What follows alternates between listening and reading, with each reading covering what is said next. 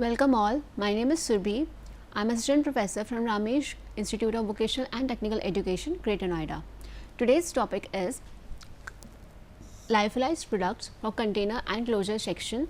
Basically, it's a topic from Industrial Pharmacy 1 BP 502T. Lyophilized products. What are lyophilized products? We are going to understand.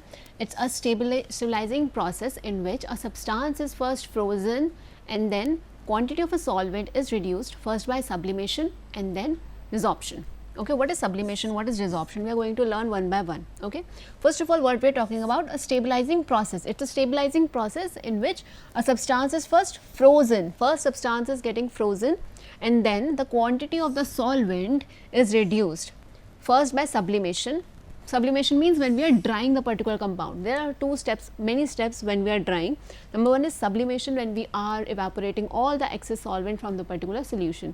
Okay, the particular element, we need to remove all the solvents. We are going to understand why we are doing this, what is sublimation, what is lyophilization, all this we are going to understand one by one. First you have to understand what is lyophilized product. Lyophilized product, when we have a product which is first frozen, first the temperature is cold and then the quantity of a solvent is reduced first by sublimation, primary drying and then desorption, secondary drying. Okay, means first we have to do a simple drying, then we have to go for the secondary drying, that is desorption. Okay, to values that will no longer support biological activity or chemical reaction. So, at the end of the day, what we understand from the statement that it no longer support biological activity and chemical reaction. Basically, if our product has water inside it, water components inside it, obviously when there is water there is a chance of microbial contamination, that is very much microorganism loves water, we all know. Okay, so where there is microorganism there will be a contamination of microorganism or water inside it, fine. So, in order to remove water, in order to remove all the moisture content, these are called as lyophilization. What we are going to do, we are first freezing the particular product, then we are going for the sublimation part, then we are going for the desorption. Sublimation means primary drying, desorption means secondary drying. Okay. So, we are going to understand and clarify one by one what are these things, why it is important. Cleaning of closure and containers. Lyophilization is carried out using a simple principle of physics, sublimation. Sublimation, I told you, it's a method called as when we have a primary drying. We are removing, we are evaporating all the water constituent from the particular solution. Sublimation is a transition of substance from solid to vapor state without first passing through an intermediate liquid phase. Means we are going for solid phase. We all know that what is the basic phenomena? Solid first convert into liquid, then liquid convert into gas. This is the basic phenomena, everyone knows about it. Okay. So, what is sublimation? Sublimation is when solid is directly converted into the gas. This is called as sublimation. Okay. Sublimation is a transition. Transition means transfer from one phase to other phase. Transition of a substance from solid to vapor phase. Solid to directly vapor phase, we are going to transfer solid to directly vapor phase or gaseous phase. Okay, without first passing through an intermediate liquid phase. We are not going in a liquid phase, we are just going from solid to gas phase. This is called as sublimation. Okay, so lyophilization is basically when we are carrying out simple principle of physical sublimation. We are going to carry out all this removal of water constituents so that no microbial contamination can take place, because we are talking about parenteral products. We don't want any microbes inside it, we want aseptic area. So, that is what we are going for lyophilization. What is objective of lyophilization? We are going to learn about. Lyophilization, I told you, when we are removing all the water constituent inside it. What is the importance? Why we are removing all of it? To preserve the biological activity of product, so that the product should have a long shelf life, so that the product should be stored for a long period of a time. That is why we are doing the lyophilization of the product, to preserve the biological activity of the product. Number 2, to reduce the product weight, to lower the transportation cost. We know that we have a product, it has a weight of around 10 gram. Okay. 10 gram we have moisture inside it. Okay, moisture inside it. When we remove the moisture, maybe it reduced to around 9 gram or 8 gram approx. Okay. So, what we are doing, we are just lowering the when we are removing the solvent from, we are removing the moisture from the particular container, from a particular solution or a particular product, from a particular powder, what we are getting, we are lowering the transportation cost, we are lowering the weight. When we have a low weight, we have low transportation cost, of course, that is why it is important for lyophilization. Number third, it helps to extend the shelf life or stability. Shelf life and stability is a major and crucial step, because I told you where there is water, there is microorganism, of course, because microorganism loves water. Okay, so they are finding water in order to grow. When microorganism will get any kind of a chance to grow, they need to find water. Okay, so in order to extend the shelf life and stability, lyophilization is done. To dry thermolabile material means those material that are very much susceptible to temperature. Okay? To dry all of it, lyophilization is very important to eliminate, because why thermolabile, how it is lyophilization is important in case of thermolabile material. Thermolabile means those are degraded from any kind of high temperature. If you have something, a solution, okay, you have a solution, if you are heating that solution, of course it will start evaporating the particular solvent. Okay, but I told you about thermolabile. Thermolabile are those substances that are degraded when temperature is provided. So, for say the solution is thermolabile. Okay, solution is thermolabile. So, if we are going to heat it, of course, while heating this will degrade the particular solution. So, we do not want it.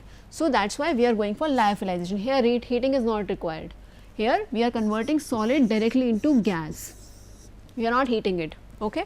So, we are completely drying it. So, that is what the importance in lyophilization for thermolabile substances.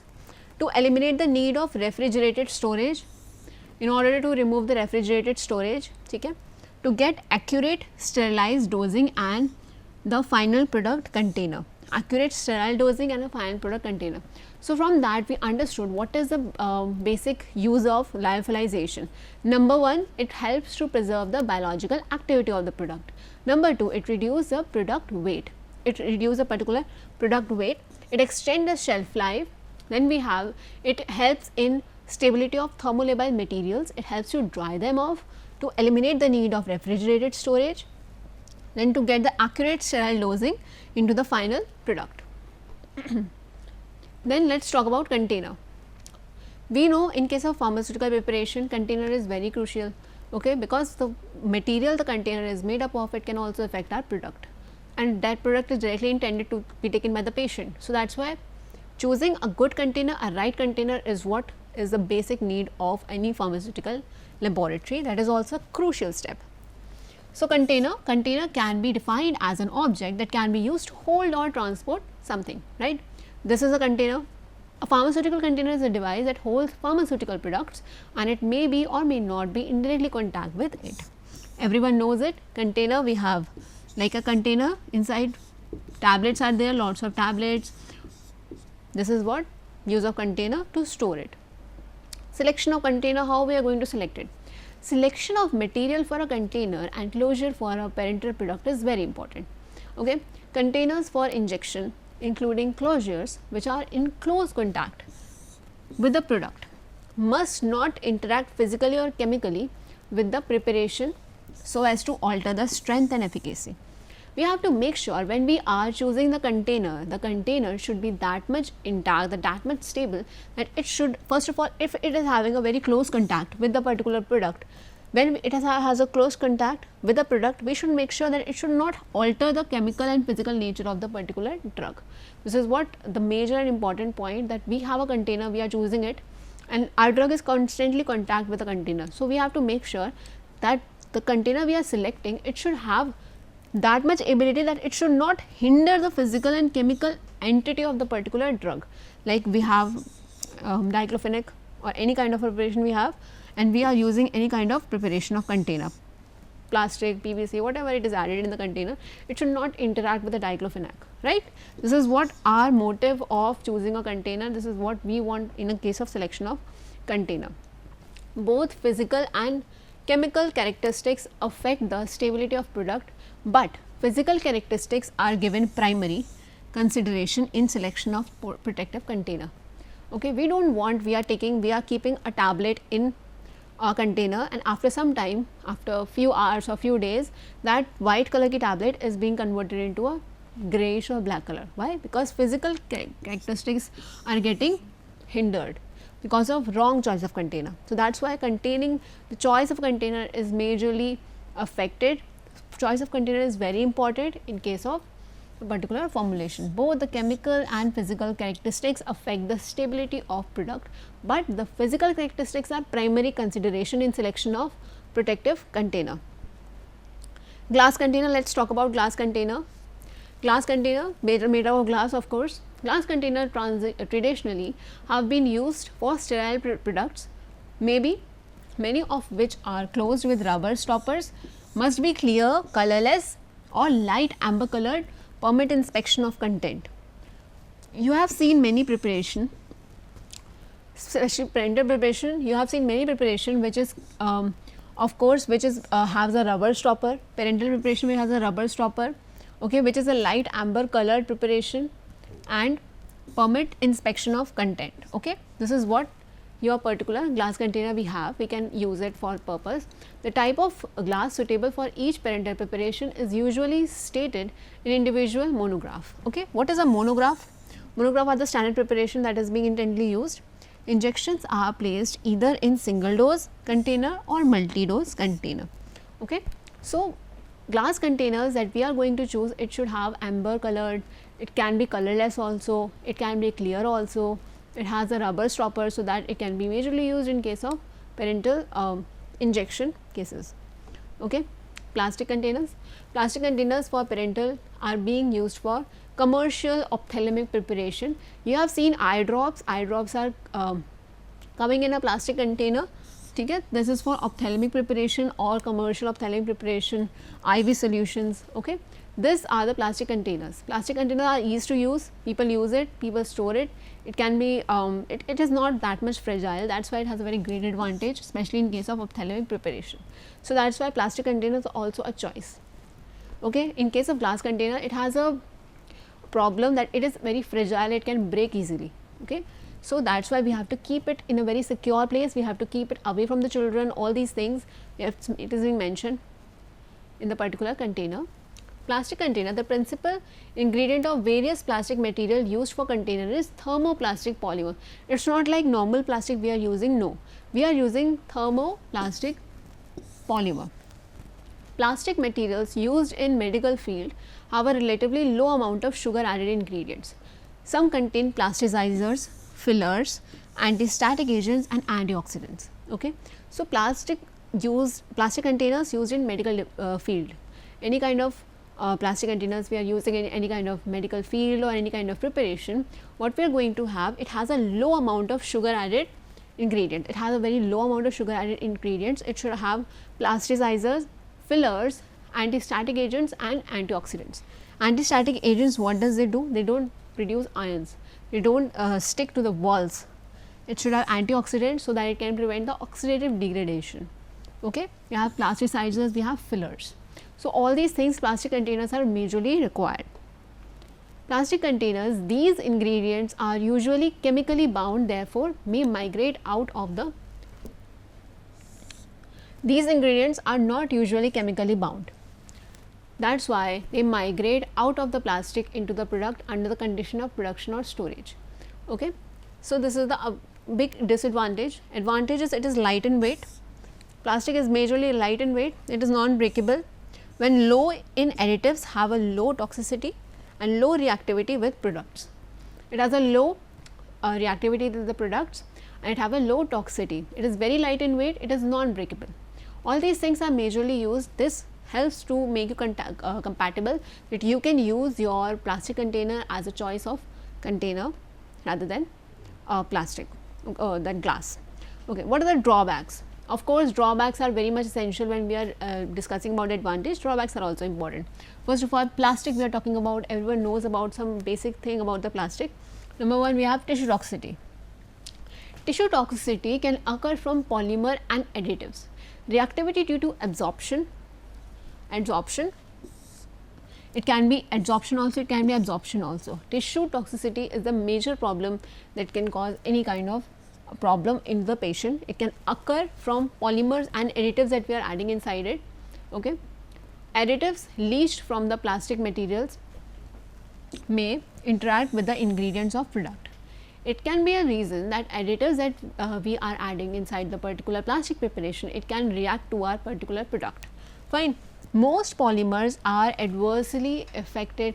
Most polymers are adversely affected by elevated temperature required for thermal sterilization and have a relatively high permeability for water vapors.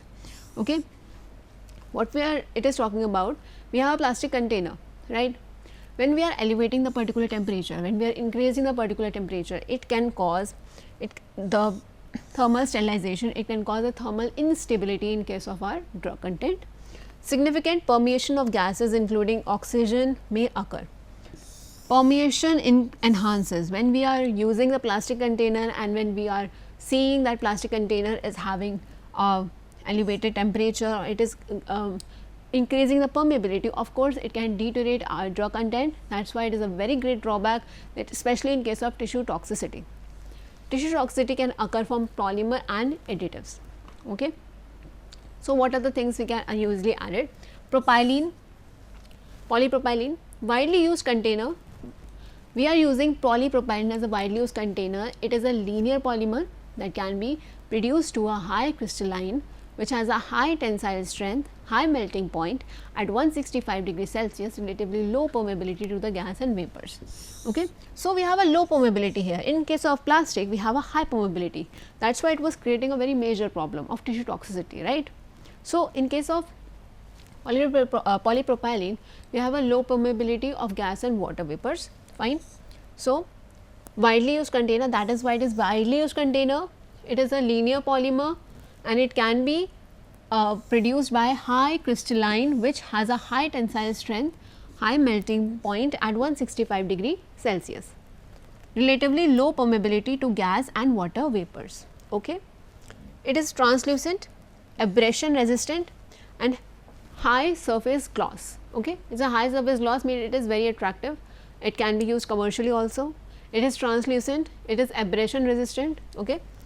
It is withstand the normal autoclaving temperature. It can withstand the normal autoclaving temperature, whereas in case of plastic, withstanding autoclaving temperature is quite difficult because it can enhance the permeability, it can cause tissue permeation. That is why plastic is not majorly used. Polypropylene is majorly used because it has a linear polymer and it has a high crystallinity, high melting point at 165 degrees Celsius. This is a very important point, that it has a high melting point of 165 degrees Celsius, 165 degrees Celsius melting point. We are autoclaving it at 121 degrees Celsius. It has a melting point at 165 degrees Celsius. So, it is very suitable for autoclaving because it has a very high melting point. In case of plastic, it is not suitable in case of autoclaving. So, that is why it is very much suitable for autoclaving, because autoclaving is done at 125 degrees Celsius and the melting point is 165 degrees Celsius of polypropylene. That is the only reason we can use polypropylene, because it is very stable, it is very majorly used, translucent, abrasion resistant and high surface gloss, means it is very attractive to use also. Fine. Flexible polyethylene can also be used. These containers are used in ophthalmic solutions. Ophthalmic solutions for that, flexible polyethylene are majorly used. It is to be administered in case of drops. When we are using ophthalmic preparation, we are using drops, eye drops. Flexible polyvinyl chloride bags for IV solutions are majorly used. Flexible polyvinyl chloride bags for IV solutions are majorly used in case of flexible polyethylene, right. The newer group of polymer, the polyphenes, has made possible that the development of bottles that are rigid enough to hold the shape during processing, but can collapse under the atmospheric pressure, and autoflow of solution occur during the IV administration. What is happening? What this line says? The newer group of polymer, that is polyphene, it has made possible that the development of bottles that are rigid enough to hold their shape during processing. This flexible polyethylene is flexible because it has a tendency to hold its shape when we are processing it in a very high pressure, right. and but it can collapse under atmospheric pressure, okay, as outflow of solution occurs during IV administration of a patient, but it is very flexible that it can withstand all these kind of a pressure, it can withstand the shape, it has rigid enough energy to withstand. That is why flexible polyethylene is majorly used in ophthalmic solutions. Then we have glass container. Glass container is preferred material for injectable products. I told you glass containers are very preferred for ophthalmic preparation, injectable preparation. It composed of principally of silicon dioxide, tetrahedron, modified physicochemical by such oxides as those of sodium, potassium, calcium, magnesium, aluminum and boron and iron. It is composed principally of silicon dioxide, tetrahedron. Okay. After that, all these things, that is magnesium, aluminum, boron, iron, are majorly added in order to provide its more strength. The two type of glass mainly used are soda lime and borosilicate glass. Borosilicate glass are majorly used in your labs also. The equipment, that is beaker, all these things are made up of borosilicate glass because it is hard to break. It is very much, it has a good fragility. So, it is not able to break so easily, that is why we can use borosilicate glass in labs also. So, it can be used for making containers, pipettes, all these things. So, that is why glass containers are majorly used. Closure. Parental products are usually packed in several packaging formats. Most common are following format: liquid filled containers we have such as vial ho gaya, ampule, syringe. Okay, all these things are majorly used.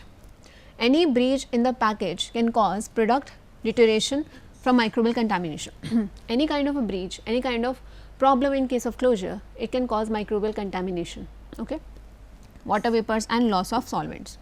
This is the reason why we have to make sure that all the closure should be well maintained, well made. It cannot cause any deterioration of our drug, right. This is what. Test for container. Number 1 test is chemical resistance and water attack test. Number 2. Okay, so we have made a container, we have talked about the closures, we have talked about the formulation. Now let us talk about how to test the container. Number 1 is chemical resistance. We have to check the chemical resistance of the particular container. As per US Pharmacopoeia, USP is US Pharmacopoeia, the USP provide the powdered glass test and the water attack test to evaluate the chemical resistance of glass. In case of check the chemical resistance of a glass, that the glass should not be chemically resistant. For that we are having the two tests. Number 1 is chemical resistance test and water attack test. Okay. The water attack test result are the measurement of amount of alkali constituents leached from the glass by purified water control elevated temperature conditions. What does it mean? We are going to understand by this through the particular procedure. Okay. Water attack test is usually only with the containers that have been exposed to sulfate dioxides fumes under the controlled humidity condition. Okay, so what we have to learn inside it? Sulfate dioxides fumes are majorly used, exposed, our containers is exposed in sulfate dioxide fumes under a controlled humidity conditions. This is what water attack test. One by one we are going to learn about it. Rinse 3 or more container with a high purity water. We have to first rinse 3 or more container with a high purity water. Fill each container to 90% of its overflow capacity. Okay, we have to fill the container 90% of its overflow capacity. We have to fill the container very properly. Cap all the flask and autoclave for 60 minutes. We have to cap all the flask. We have to autoclave it for 60 minutes. Empty the content and cool the contents in 250 ml conical flask to a volume of 100 ml. We have to just empty the contents and cool the contents in 250 ml of conical flask to a volume of 100 ml. Okay. Add drops of methyl red solution. We are adding drops of methyl red solution. Titrate it with 0.2 normal sulfuric acid while we warm it. Record the volume of 0.02 normal sulfuric acid consumed. We have to just titrate it. In the titration, what we are going to do? We are adding the methyl red solution. We are titrating it with sulfuric acid. H2SO4 is the sulfuric acid. We are going to titrate it. Okay.